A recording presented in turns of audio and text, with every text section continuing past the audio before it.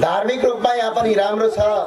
यहाँ बुद्ध मार्गी हिन्दू मार्गीहरूको हिन्दू धर्मावलम्बी र बुद्ध धर्मावलम्बी लगायत अरू धर्मावलम्बीहरू ज्यादा देखिएको छ र यसका लागि मठ मन्दिरहरू पनि बनेका छन्। वडा अध्यक्षज्यूले अघि भन्नुभयो केही काम गर्ने कुरा गरिराख्नु भएको छ भन्नुभएको छ। पहिलो कुरा त स्वास्थ्य सबभन्दा ठुलो कुरा हो। यो वास्तवमा अभियन्ता र नागरिकले उठाउनु पर्ने पैसा होइन, यो सरकारको दायित्व हो। तर के गरौँ, सरकार झगडा गर्दै ठिक्क छ, लडाइँ गर्दै ठिक्क छ, दोहोरी खेल्दै ठिक्क छ। अनि कहाँबाट धेरै साथीहरूले भन्ने गर्छन् हामीले एउटा जन्मदेखि मृत्युसम्म कर तिर्नुपर्छ। जन्म्यो भने कर तिर्नुपर्छ। कारण किनकि छोरा छोरी जन्म्यो भने जन्म दर्ता गर्दाखेरि पैसा तिर्न पर्छ। जन्मदेखि मृत्युसम्म करै करको भारी, न त स्वास्थ्य न त शिक्षा। कर केका लागि कर, हामीले कर केका लागि तिर्ने, यो क्वेसन गरिरहँदाखेरि यहाँका केही जान्ने मान्ने मन्त्रीहरू, प्रधानमन्त्रीहरू र मुख्यमन्त्रीहरूले मलाई भने कर तिरेपछि निशुल्क रूपमा हामीले बाँच दिएका छौँ भने यो गलत। हामी जनताले कर तिरेपछि हाम्रा बाबुबाजे र पुर्खाहरूले हिजो लाल पूर्जा लिँदाखेरि र नापीमा दर्ता गर्दाखेरि त्यतिखेरको मूल्य अनुसार, त्यतिखेरको नीति अनुसार पैसा तिरेर सरकारलाई कर तिरेर जमिन लिएका हुन्, फ्रीमा होइन। आज त्यही जमिनमाथि एउटा बिल्डिङ बनाउँदा, एउटा घर बनाउँदाखेरि फेरि नगरपालिकालाई कर तिर्नुपर्ने, अझ फेरि त्यसमा लाग्ने ढोका, दराज, सिमेन्ट, छर, इट्टामाथि पनि कर तिर्नुपर्ने। त्यतिले पुगेन। घरमा चाहिने खाद्यान्न सामग्री किन्दाखेरि दालमा कर, चामलमा कर, तेलमा कर, नुनमा कर, सबै कर तिर्नुपर्ने। लगाउने लत्ता कपडामा कर तिर्नुपर्छ। हुँदा हुँदा त्यही जमिन खरिद गर्दा पनि कर तिर्नुपर्ने, त्यो जमिनलाई बिक्री गर्दाखेरि पनि कर तिर्नुपर्ने। त्यतिले मात्र पुग्दैन। अस्पतालमा उपचार गर्न जाने औषधिमा पनि कर तिर्नुपर्छ। यदि कर तिर्नुपर्ने। यदि कसैले व्यवसाय गर्यो भने व्यवसाय दर्ता गर्दाखेरि कर तिर्नुपर्ने। यदि त्यो व्यवसायबाट आम्दानी गर्यो भने त्यो आम्दानीमा पनि कर तिर्नुपर्ने। त्यतिले मात्र पुग्दैन मेरा साथीहरू हो। पढाइ गर्दाखेरि पनि कर तिर्नुपर्ने। करको भारी। घर ग्यास बाल्दाखेरि ग्यासमा पनि कर तिर्नुपर्ने। पानी पिँदाखेरि पानीमा कर तिर्नुपर्ने। बिजुली बाल्दा बिजुलीमा कर तिर्नुपर्ने। जताततै एउटा 2 लाख रुपैयाँ पर्ने गाडीलाई 12 लाख भन्दा बढी कर असुल गर्छन् यी डाम नाटाकाहरू। त्यहाँ पनि हामीले कर तिर्नुपर्ने। कर तिर्दा जन्मदेखि हुँदा हुँदा पिसाब फेर्दाखेरि कर तिर्नुपर्ने। चियाको कप खाँदाखेरि कर तिर्नुपर्ने। तर त्यो कर तिरिसके पछाडि हामी जनताले के पाउँ? शिक्षा पायौँ। शिक्षा पैसा तिरेर तिर्नुपर्ने। स्वास्थ्य उपचार गर्दा औषधिमा पैसा तिरेर गर्नुपर्ने। बिजुली बाल्दाखेरि पैसा तिरेर बिजुली बाल्नुपर्ने। पानी खाँदाखेरि पानी पैसा तिरेर पिउनु पर्ने। भने कर के छोटे राजा पाल्नलाई कर के का लागि? यसको क्वेसन नेपालका प्रत्येक नागरिकले सोध्नेछन्। हामीले कर तिरेपछि त्यसको सुविधा खै? सुविधा कहाँ छ? कर के हामीले सरकारी कर्मचारीका सहसचिवलाई पराडो किन्नलाई कर तिर्या हो? के मन्त्रीज्यूहरूलाई गाडी किन्नलाई कर तिर्या हो? भने यसको जवाफ चाहिन्छ। हरेक नागरिकले सोध्न पर्छ। बुढेसकालमा मान्छे बुढो भयो भने उपचार गर्ने पैसा हुँदैन। हामी पुगेका छौँ नेपालका पूर्व मेचीदेखि पश्चिम महाकालीसम्म। आँखाबाट तप्त मासु झारेका छन्। सरकार मौन भएर बसेका छ। के रे? मन्त्रालय, कृषि मन्त्रालय, सहसचिव, कृषि सचिव, मन्त्री, साराका सारा डिपार्टमेन्ट गरेका छन्। 1 खर्ब 85 अर्बको कृषिजन्य सामग्री भारत र अन्य मुलुकबाट आयात गर्छन्। अनि यही हो कृषि प्रधान देश भने। हामी नागरिकले कर तिरेका छौँ। त्यो करको सुविधा चाहिन्छ। प्रत्येक नागरिकले कर तिरेको छ। प्रत्येक जन्मदेखि मृत्युसम्म कर तिर्छ। तर त्यो करको 1 रुपैयाँ पनि हामीले लगानीमा पाउँदैनौँ। र आज स्वास्थ्य चौकी बनाउनलाई अभियान थालनी गर्नुपर्ने। स्वास्थ्य मन्त्रालय छैन, त्यसको बजेट कहाँ छ? त्यसका माननीय मन्त्रीज्यूको गाडी कहाँ छ? स्वास्थ्य सचिवले चल्ने 2.5 करोडको प्राडो कहाँ छ? एकपटक म स्वास्थ्य मन्त्रालयमा गएको थिएँ, वरपर मैले गाडी हेरेको 2 करोड भन्दाको तलको त गाडी नै छैन। लुट्ने यी लुटेराका विरुद्धमा यो अभियान खडा भएको छ। तपाईले लाग्छ होला हाम्रो नेपाल, हामी नेपाली बच्चा बच्ची र केटाकेटी होइन, यी दासत्वहरूको अन्त्य गर्नलाई राजनीतिक अभियान पनि हो, जसले घोषणा गरेर हामी लागिरहेका छौँ देशभरि। अन्ततः देश परिवर्तन गर्ने राजनीतिकले नै हो। राजनीतिकमा चेतनाको जरुरी हुन्छ। हरेक नागरिकले एउटा विचारको बोक्न जरुरी छ। हामीले किन कुरा उठायौं? हामीलाई मार्क्सवादका सिद्धान्त चाहिएका होइनन्, हामीलाई समाजवादका कुरा चाहिएका होइनन्। हामीलाई एउटा नगरपालिकामा काम गर्न जाँदाखेरि घुस नखुवाएर काम भयो भने जनता खुसी हुन्छन्। हामीलाई सानो रकम चाहिएको छ। बिचारा हामी कति दुखी जनता, कर तिरेको तिरै, मृत्यु हुँदासम्म कर तिरेको तिरै, बुढेसकाल लाग्यो भने 1000 रुपियाँमा कट्टा गरिदिन्छ है। यस्तै हाम्रो नेपालको भन्दा, हाम्रो नेपालको कर अमेरिकाको भन्दा बढी कर तिर्छौँ हामी, डाइरेक्ट र इन्डाइरेक्ट गरेर, प्रत्यक्ष र अप्रत्यक्ष कर गरेर। एउटा 300 रुपियाँ पर्ने एउटा ज्याकेटलाई कर तिर्दा तिर्दा हामीले 1200 किन्नुपर्छ। त्यसरी हामी कर तिर्छौँ। न स्वास्थ्य छ, न शिक्षा छ, न बाटो छ। बिजुली पनि पैसा तिरेर पढ्नुपर्ने, अझ त्यो बिजुली पैसा तिरेर बल्दाखेरि त्यो बिजुलीमा पनि फेरि कर तिरेर हुन्छ, सर्भिस ट्याक्स। हुँदा हुँदा यो मोबाइल किन्दाखेरि पनि कर तिर्नुपर्ने। यो मोबाइलको भित्र हालेको रिचार्ज कार्ड 100 रुपियाँ आउँदाखेरि 30 रुपियाँ कर काट्छ, त्यो पनि कर तिर्नुपर्ने। अनि कर तिरेर यो डाम्नाहरूलाई मोज गर्न दिनुपर्ने। यिनको अन्त्य हुन जरुरी छ, सोच्न जरुरी छ, सोच बदल्न जरुरी छ। तपाईँ सबै नागरिकलाई मेरो अनुरोध छ, सोचलाई बदल्नुहोस्, क्रान्ति आफैबाट हुन्छ। हामीलाई एल्गेसका सिद्धान्त चाहिएका होइनन्, हामीलाई कार्ल मार्क्सका सिद्धान्त चाहिएका होइनन्, हामीलाई हो ची मिन्हका सिद्धान्त चाहिएका होइनन्, हामीलाई चे गवारा र इन्स्टाका सिद्धान्त चाहिएका होइनन्, हामीलाई माओ सेतुङ र माओ जेदुङका सिद्धान्त चाहिएका होइनन्। हामीलाई त स्वास्थ्य चाहिएको निशुल्क, हामीलाई शिक्षा चाहिएको निशुल्क, हामीलाई रोजगार चाहिएको निशुल्क। पटक पटक नेपालमा राजनीतिक व्यवस्था परिवर्तन भयो। 2007 सालदेखि आएर 2070 सालसम्म आइदाखेरि वाक्कै लाग्ने भइसक्यो। राजनीति देख्दा देख्दा 5 पटक व्यवस्था परिवर्तन गरे। मान्छे उही, विचार उही। अस्ति गणतन्त्र मुर्दाबाद बन्दै थियो, आज गणतन्त्र मन्त्री पट्काछ। अब अस्ति कस्तो अचम्मको देश, मान्छे उही, सबै मान्छे उही, विचार पनि उही, तर सिस्टम परिवर्तन। पटक पटक देशलाई हामीले के पायौं? म तपाईलाई एउटा आग्रह गर्न चाहन्छु। 30 वर्ष भयो अहिलेसम्म यो संसदीय व्यवस्था लागू भएको देशमा। 30 वर्षमा 30 वटा काम देखाऊ, बढी पनि चाहिँदैन। एउटा ठुलो राजमार्ग बनाएको देखाऊ, एउटा ठुलो विश्वविद्यालय बनाएको देखाऊ, एउटा ठुलो अस्पताल बनाएको देखाऊ। हामी जनतालाई त्योसँग मतलब छ। कसले मार्क्सका कुरा गर्छ, कसले साम्यवादका कुरा गर्छ, त्यो हामी जनतालाई चाहिएको होइन।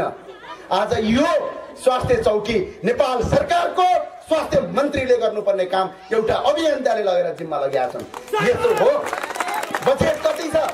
जनताले तिरेको कर कहाँ गयो? कुन ठाउँ गयो? हामी जनताले अमेरिका र युरोप भन्दा बढी कर तिर्छौं, तर त्यो कर तिरेको कहीँ कतै पनि सदुपयोग हुँदैन। नेपाल प्रहरीका साथीहरू देख्नु भएको छ, तपाईँ जस्तै दिल्ली प्रहरी पनि छ भारतमा। नेपालका कलाकारहरूको हालत के छ आज? एकजना कलाकारले कोठावाला तिर्न सक्दैन, त्यो अवस्था पुगिसक्यो। नेपाल प्रहरीका जवानहरूले रात दिन यो राज्यका लागि काम गर्छन्।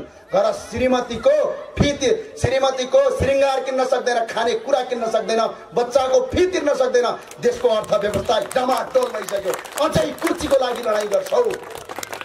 बडा अक्षम लाग्छ मलाई सम्झिँदाखेरि। 2052 सालमा एउटा युद्ध भन्ने भयो। सरकारमा को थिए? यही शेरबहादुर देउवा थिए। अनि एकअर्कासँग लडाईँ गरे। वाह, एउटा जंगलमा एउटा सरकारमा लडाईँ गरिराखेका छ। दुई आपसमा यही केपी शर्मा ओलीज्यू, यही वामदेव गौतमहरू सरकारमा सांसद र मन्त्री थिए।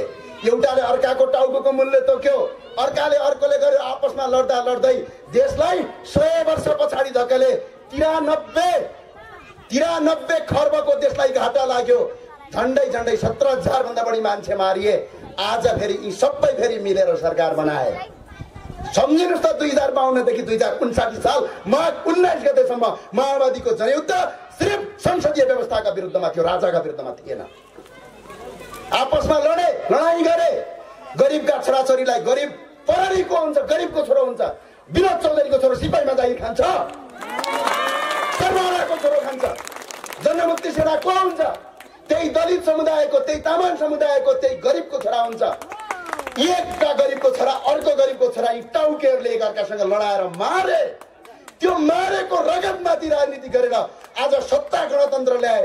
अहिले भने यिनको पद पुगेको छ। फेरि आन्दोलन गर्ने नेपाली जनतालाई मेरो आग्रह छ, जहाँ भेट्यो त्यही लखेड्नुस्। अब अति भयो, इनफ ओभर भयो, यो ओभर अब हामी सहन्नौं। राज्य र मुलुक परिवर्तन गर्ने हो भने स्वास्थ्य परिवर्तन गर, शिक्षा परिवर्तन गर। मेरो आग्रह छ प्रधानमन्त्री खड्ग प्रसाद ओलीज्यूलाई, मेरो अनुरोध छ, यदि तपाईँ साँच्चै देशको प्रधानमन्त्री, राष्ट्रको राष्ट्रपति विद्यादेवी भण्डारीज्यूलाई पनि आग्रह छ, सम्माननीय राष्ट्रपतिज्यूलाई र विपक्षी दलका प्रचण्डलाई र शेरबहादुर देउवालाई मेरो आग्रह छ, यदि तपाईँ साँच्चै विकासवादी हो भने तपाईको म डाटा हेर्छु। 2063 साल 2062 सालसम्म नेपालमा 7,75,000 मान्छे विदेश गएको थियो। अहिले 82 लाख मान्छे विदेश जान्छ। यो देशमा रोजगारी शिक्षित छ। हरेक नागरिकलाई सोध्नुस्, आज बच्चा जन्म्यो भने डराउनु पर्छ, कतै स्कुलको फी महँगो आउँछ कि भनेर। आज अलिकति एक्सिडेन्ट भयो भने डराउनु पर्छ, कतै अस्पताल जाँदाखेरि मेरो घरबाट त बिक्री हुँदैन भनेर। आज अलिकति 12-13 वर्षको पुग्यो भने के खाउँ र के लाउँ, विदेशमा नगइकन देशमा बस्न नसक्ने देश भइसक्यो। अझ तिम्रा साम्यवादको कुरा गर्छौ, तिम्रा समाजवादको कुरा गर्छौ, तिम्रा मार्क्सवादको कुरा गर्छौ, तिम्रा यी थोत्रावाद लगेर जाऊ। हामीलाई स्वास्थ्य, शिक्षा र रोजगार चाहिएको, यहाँभन्दा अरू केही पनि होइन। हेरिराखेका छौँ हामी चुप लागेर बसेका छौँ। नगरपालिकाको बजेट एक चेक गर्छौँ, यो नगरपालिकाको हेर्छौँ हामी, त्यसको डाटा निकाल्छौँ, त्यसको मापदण्ड चेक गर्छौँ। यदि मापदण्ड विपरीत सडक बनेको छ भने वडा अध्यक्षज्यू र यहाँका मेयर साहबज्यू, यो मापदण्ड विपरीत बनेको छ भने साराका सारालाई अख्तियारमा जाग्ने जिम्मा हाम्रो। हामीले भर्खरै एउटा काम गरेका छौँ। ललितपुर महानगरपालिकाको सुनाकोठीमा प्रचण्डका घरबेटी कसैको पनि भने मान्दैनन्। तिनी हाम्रो सैलुङका सङ्घका हाकिम शारदा प्रसाद अधिकारी, तिनलाई घुँडा टेकाएर मापदण्ड अनुसार सडक बनेको छ गएर मतलब चेक गरेर आउनु। जनताको पावर त्यो हुन्छ, नागरिकको शक्ति। तपाईँ कुन दलमा आबद्ध हुनुहुन्छ, कुन राजनीतिक आस्था छ, त्यो कुरा ठुलो होइन। हरेक मान्छे हरेक दलमा आबद्ध हुन सक्छ, तर हामी नागरिकका दैनिक जीवन खै। आज बुलन्द आवाजका एकजना राजन नेपालको संसदमा अस्पताल बनाउनु पर्ने हो? यो त स्वास्थ्य मन्त्रालयको काम हो, यो त भौतिक मन्त्रालयको काम हो। अनि त्यो बजेट कहाँ छ? खै कहाँ छ? पराडो चढ्न छ, मोजमस्ती गर्न छ। यो मोजमस्ती अब गर्न दिन हुँदैन। जन्मदेखि मृत्युसम्म करै करको भारी छ। न त स्वास्थ्य दिन्छ, न त शिक्षा दिन्छ, न त खानेपानी दिन्छ, न त बिजुली दिन्छ, न त बाटो दिन्छ। त कर के का लागि तिर्ने हामीले? के छोटे महाराजा धीराजलाई पाल्नलाई तिर्ने? यसको अर्थ चाहिन्छ। हामी नागरिकलाई कुनै विचारसँगको कुरा होइन, कुनै पार्टीसँगको कुरा होइन, कुनै दलसँगको कुरा होइन, कुनै व्यक्तिसँगको कुरा होइन। कुरा सत्यको हो, कुरा यथार्थको हो। सत्य र यथार्थ बोल्ने मान्छे कमै भेटिन्छन्। सत्य र यथार्थ चाहिन्छ हामीलाई। हरेक नागरिकको आवाज हो यो, प्रत्येक नेपालका नागरिकको आवाज हो यो। राष्ट्रमा आज मुलुकमा एकजना युवा देशमा बस्न नसक्ने अवस्था भइसक्यो। एकजना मान्छे उपचार गर्नलाई डराउने बेला अवस्था भइसक्यो। मेडिकल माफियाहरूले, शैक्षिक माफियाहरूले देश तहस नहस पारिसके। अझ कुरा गर्छौ प्रधानमन्त्रीमा प्रचण्ड बन्ने कि केपी ओली बन्ने? अझ कुरा गर्छौ प्रधानमन्त्रीमा शेरबहादुर देउवा बस्ने कि गगन कुमार थापाहरू बस्ने? हामीलाई तिमीहरू को प्रधानमन्त्री बन्छौ त्योसँगको सवाल होइन, तिमीहरू को सांसद बन्छौ त्योसँगको सवाल होइन। सवाल जनताका प्रत्येक आधारभूत चिजसँगको सवाल हो। पर जनताका स्वास्थ्यको कुरा, शिक्षाको कुरा, रोजगारको कुरा खै कहाँ छ? नेपालमा बडा अचम्म भएको छ। तीन तहको सरकार छ, सरकार तीन तहको छ, सुविधा तीन तहको छ। एउटा नागरिकता लिन गयो भने घुस माग्छ। अस्ति हेर्नुहोस् त, विदेशबाट नागरिक आउँछन्, वाणिज्य विभागमा दर्ता गर्न जान्छन्, 500 रुपैयाँ दर्ता हुने ठाउँमा 13,000 घुस मागेर भोलि हुने काम आज गरिदिन्छ। रङ्गे हात समाएर झाँक्या छौँ एउटालाई। काठमाडौँ उपत्यका र देशभरिका यी घुसियाहरूलाई अनुरोध छ, अब हामी छौँ। नागरिकलाई मेरो आग्रह पनि छ, तपाईँ हामी कहाँ सम्पर्कमा आउनुहोस्।